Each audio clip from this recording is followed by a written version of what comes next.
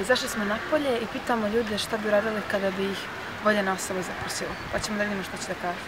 Verovatno bih bežala. Koliko me noge nose. Dobro, okej. Ne znam, verovatno bih se zbunila u trenutku, rekla bih beži čoveče. I to je to. Verovatno bih ga pojela.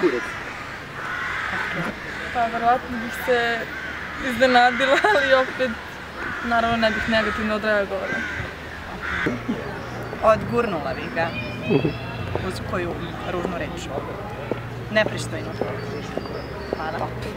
Pa ništa, verovatno bi samo nešto bi mu rekla sigurno, ne bih ga udarila, ali u fazonu pobesnila. A to je nešto.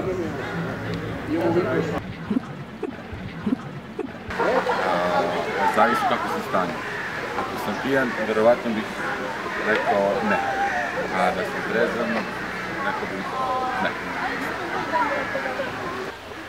Ništa. Iskulirala bih. Verovatno, ne znam, nekako bi ga na neki način sklonila ili bi rekla, pitala bi ga šta radiš u tom trenutku, ne znam. Dobro. Na ljubazan način prvo, ukoliko bi bio naporan, verovatno bi ona i ja bila malo grublja. Okej, super. Pitao mi zašto to radi.